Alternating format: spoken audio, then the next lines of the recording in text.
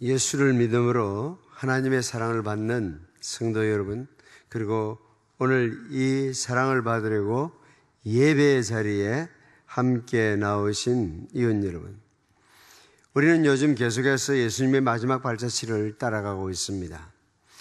지키는 사람들로부터 밤중에 조롱을 당하신 예수님, 이른 아침에 유대 종교 지도자들의 신문을 받으신 예수님을 살폈고, 오전에 로마의 총독 빌라도의 재판을 받으신 예수님을 살필 차례입니다. 우리 산교회 성도 여러분들이나 오늘 이 자리에 오신 이웃 여러분들은 정말 복받은 사람들입니다. 지난 2000년 동안 여러분들처럼 예수님의 발자취를 자세히 살핀 사람은 결코 많지 않았을 것이기 때문입니다. 물론 인쇄술이 발전해서 성경을 손에 넣을 수 있던 시대를 살며 성경을 사랑하던 성도들은 주님의 행적을 읽는 특권을 누렸을 것입니다마는 이처럼 자세히 매주일 듣는 것은 쉽지 않았을 것입니다. 저만 해도 5살 때부터 교회를 다니기 시작해서 50년 넘게 교회를 다녔지만은 그동안 한 번도 이렇게 연속되는 복음서 설교를 들은 적이 없기 때문입니다. 아마 모르긴 해도 이전에 나오신 거의 모든 사람들이 마찬가지일 것입니다. 30년, 50년, 70년을 다녔다고 해도 크게 다를 바가 없을 것입니다. 그러니 지난 5월 이웃 초청잔치 때 처음으로 교회에 오셔서 주일마다 계속해서 하나님의 아들 예수님의 행적을, 그것도 마지막 행적을 계속 들을 수 있다는 것은 예상치 못한 특권임에 틀림이 없습니다.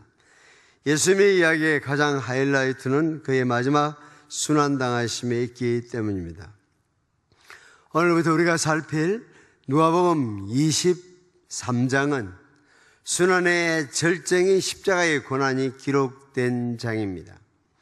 성경의 오솔길은 어디든지 거룩한 길임에 틀림이 없습니다마는 지금 우리가 살피는 길은 주님이 세상에 오셔서 걸으신 가장 거룩한 길이요, 가장 고통스러운 길임에 틀림이 없습니다. 오늘 우리는 누가가 전한 예수님의 이야기, 누가복음 23장의 처음 5절을 읽었습니다. 그러나 23장에 바로 들어가기 전에 앞부분을 좀 떠올리고 나서 오늘 본문을 살피는 것이 바른 순서이고 보다 유익할 것입니다. 유대 종교 지도자들은 마침내 예수님을 체포해서 수중에 넣었고 불의한 판결을 통해서 고발할 준비를 다 갖추었습니다.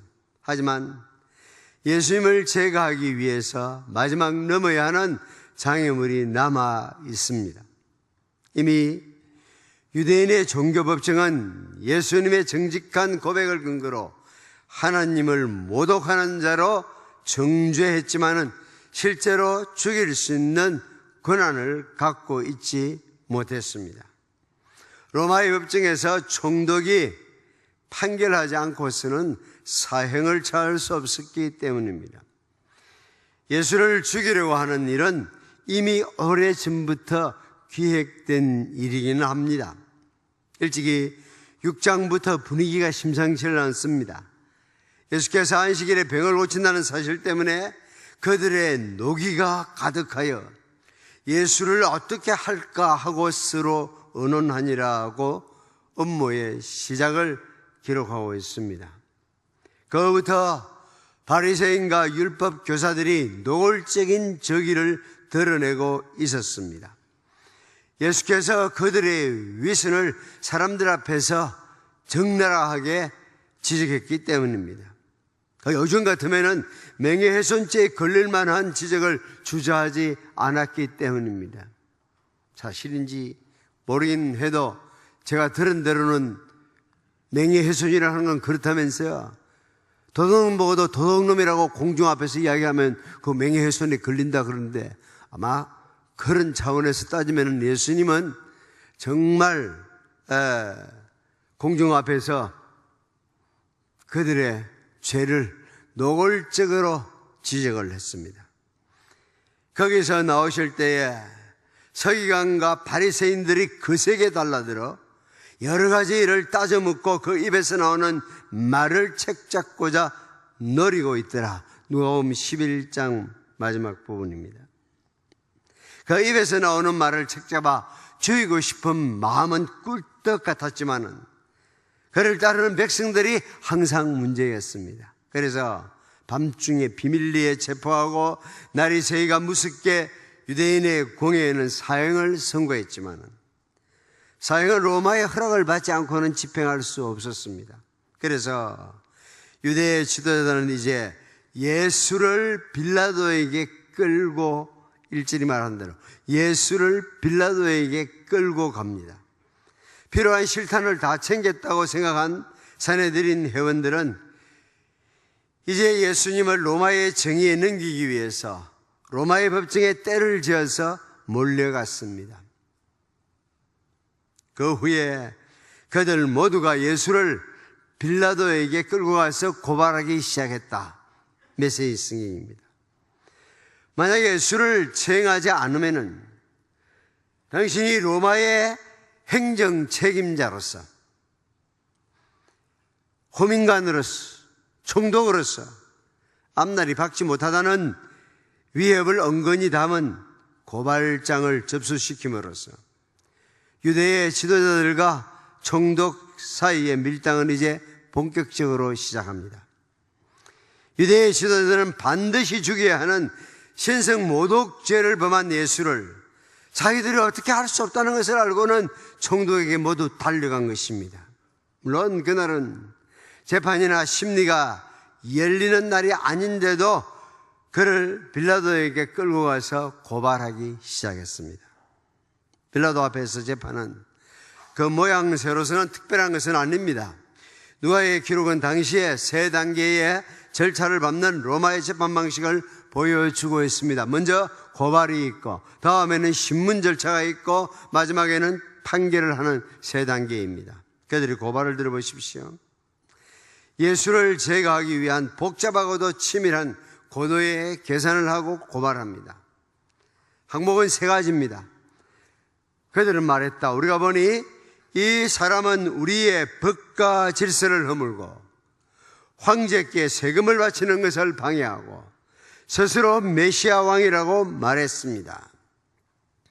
세 가지 항목 가운데 어느 정도 사실에 근거한 고발은 단 하나밖에 없습니다. 그것이 바로 우리가 이 사람을 보매 우리 백성을 미혹하고 라는 첫 구절, 첫 번째 고발 항목입니다.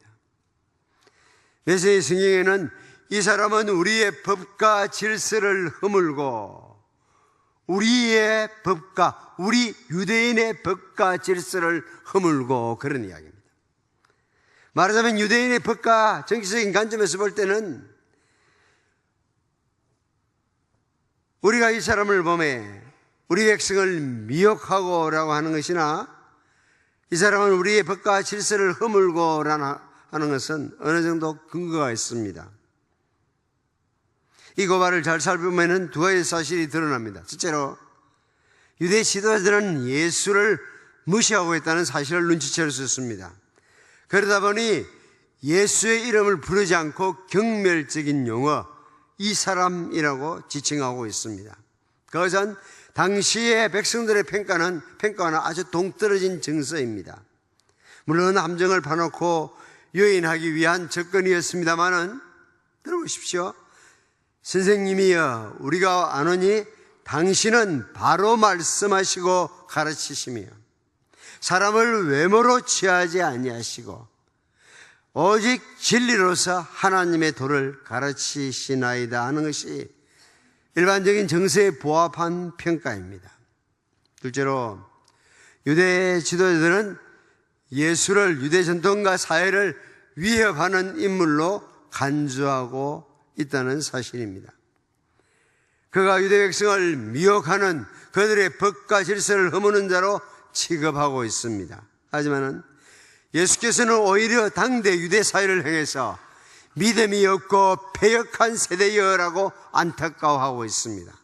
마땅히 새로워져야 하고 하나님께로 돌이키는 일이 반드시 일어나야 하는 것으로 봅니다. 그래서 회개하라, 천국이 가까웠느니라고 갈릴리에서부터 선포했습니다.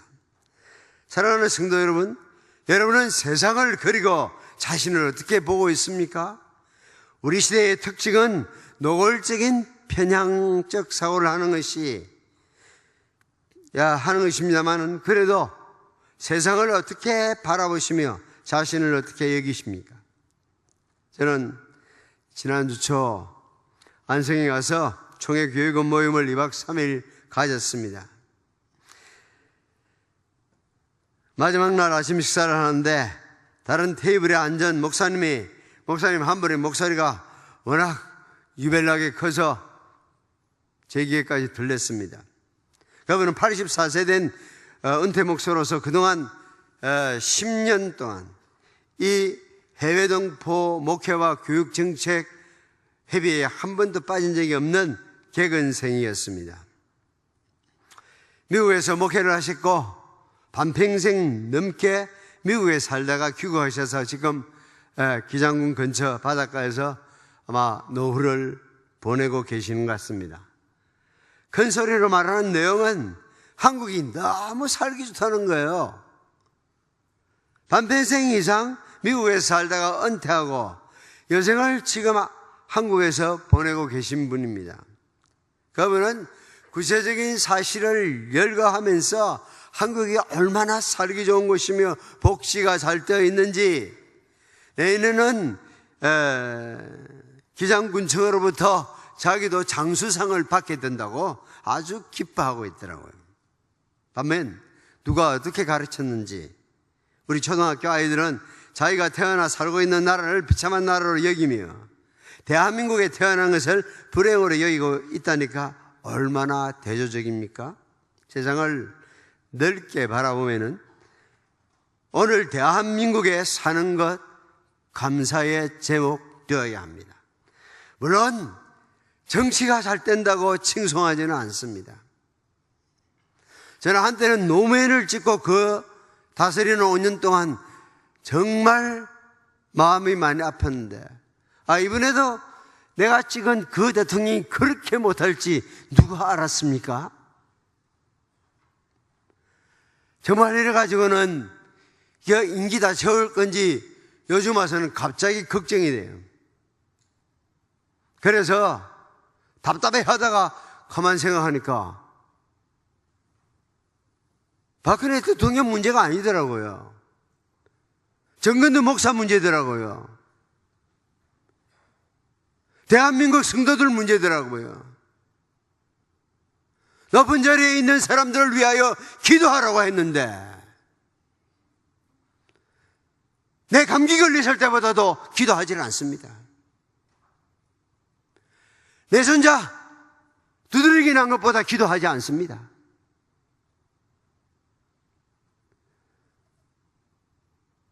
자식 대학 입학하는 거나 취직하는 문제 하고 비교하지 않더라도 말입니다. 그러니까 문제는 나한테 있더라고. 그래서 결심했습니다. 하나님 말씀에 순종하기로. 그리고 지켜볼 겁니다. 후반전이 성도들이 기도할 때 어떻게 달라질 수 있는지에 대해서 저는 지켜볼 겁니다. 하나님이 내 기도를 어떻게 들어주시는지 막루에 올라서 바라볼 것입니다. 저는 정치가 잘 된다고 생각하지 않습니다. 경제가 정의롭다고 생각하지 않습니다. 가진 자들이 조금만 배려하면은 세상이 감동적이 되는데, 정말 구약시대에 이스라엘의 선지자가 지적했던 것처럼 부자들은 가난한 자의 머리에 있는 티끌까지 탐낸다고. 그때만 그랬고 지금은 그렇지 않습니까? 부자가 더 무섭습니다. 나는 교육계가 이상적이라고 생각하지 않습니다.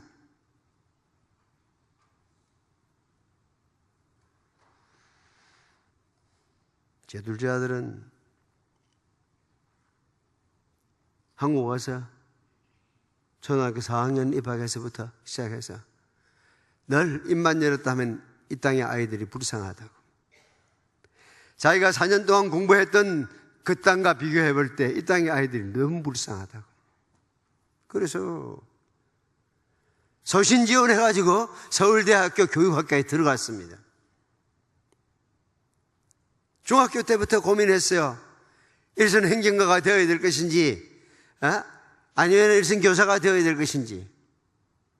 근데 막상 대학에 입학해 보니까 지 말고도 장차 교육부 장관 할 사람이 셋이나 더 있더라고. 그래가지고 1년 다니고 울산 내려와가지고 제가 그해 11월에 울산 왔었거든요. 겨울방학에 와서 아빠 나 대학 그만두고 학교 만화 그릴래요 그러더라고. 그래서 제가 웃었죠. 웃으니까 걔가 자신감이 없는 아이거든. 자신감이 없는 아이는 어떤 웃음을 웃어도 아빠 왜 웃어요? 그래서 제가 사실 그대로 말하면 또 상처가 되니까 그렇죠? 사실 그대로 말 못하고 하는 말이 야 나는 만화 그려가지고 뭐 인류 문화에 기여했다는 이야기 못 들었다 이러니까 아빠 그거는요 만화가 역사가 짧아서 그래요. 그래서 무슨 새로운 역사를 쓸 것처럼 그렇게 그래서 들어가기 힘든데 대학 들어갔으니까 공부나 마치지. 마치고 나서 뭐 만화를 그리기 위해서 일본을 가든지 프랑스를 가든지 유학을 가는 것 그건 내가 후원해 줄 수 있다 했더니 아빠 교회 설교하는 거하고 다르네요. 설교할 때는 대학 교육이 그렇게 중요하다고 말 안 해놓고는 왜 아들한테는 그러냐고.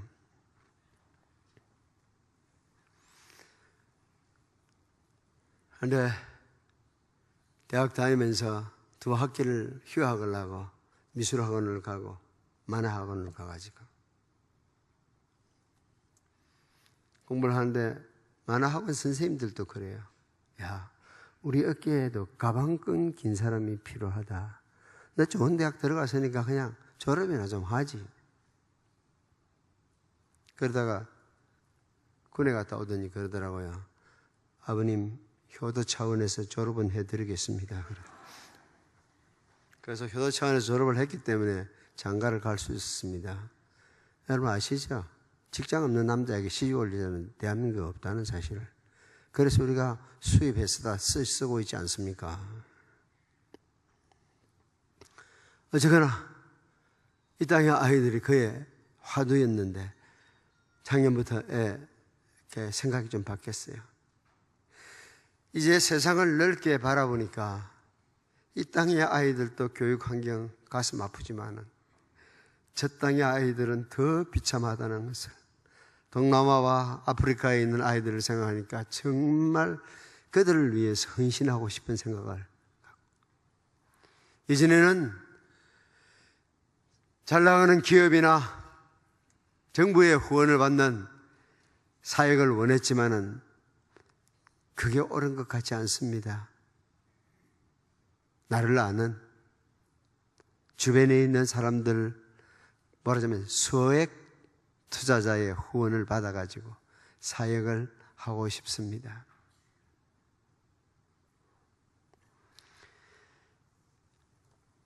아직도 우리의 현실은 어느 영역을 봐도 만족할 만큼 비교해서 그래도 잘한다고 할 만큼 할 영역이 잘 없습니다. 우리의 고유의 영역, 따뜻한 정 이런 것들은 그나마 대한민국의 특징이긴 합니다. 친해도 속마음을 열어보이지 않는 이웃 동네나 차 한 잔 마시는 친구에서는 친구할 수 있습니다. 그러나 밥 한 그릇 같이 먹는 자리까지 초청하는 일은 외국인들 잘 없거든요. 10년을 한 지역에 살아도 쉽지 않습니다. 그러면서 대한민국이 갖고 있는 장점이 있습니다. 하지만은 여러분 한번 재헌국회 개회하면서 드린 기도 한번 들어보시렵니까? 이 우주 만물을 창조하시고 인간의 역사를 섭리하시는 하나님이시여, 이 민족을 돌아보시고 이 땅을 축복하셔서 감사에 넘치는 오늘이 있게 하심을 저희들이 성심으로 감사하나이다.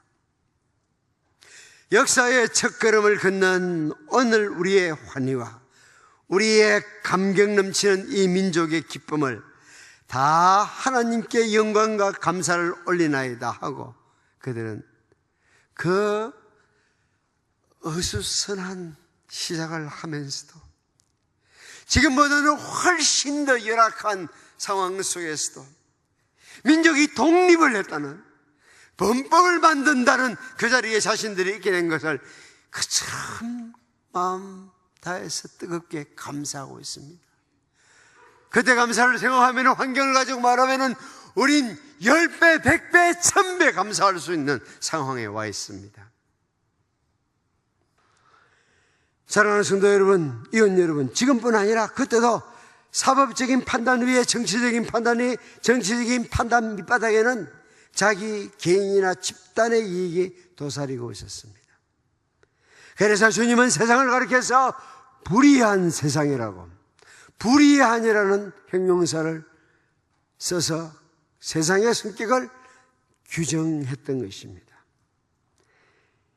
예수님을 빌라도의 법정에 세웠지만은 그 자랑스러운 로마의 공의는 무시되었습니다.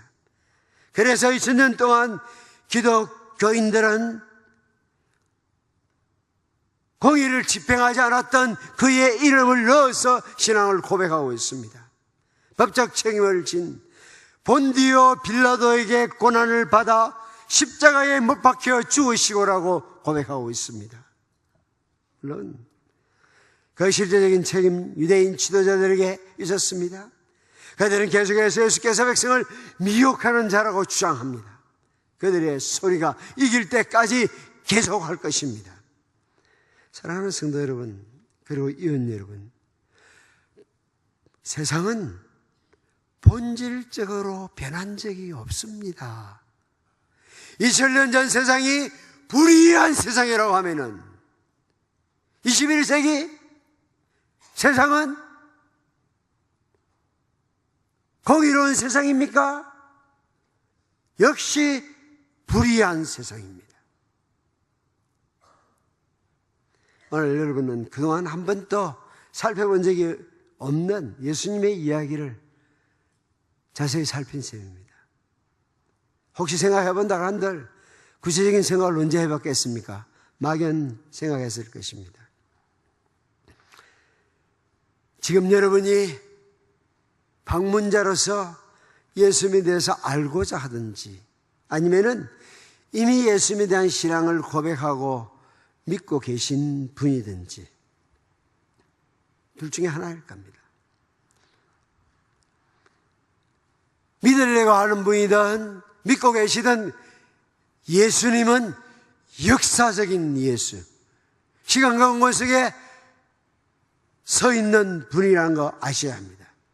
위로받기보다 위로하고 이해받기보다는 이해하며 사랑받기보다는 사랑하게 하여 주소서.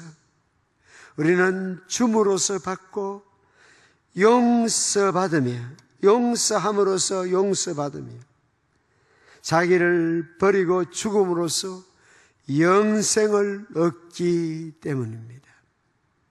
기도하겠습니다.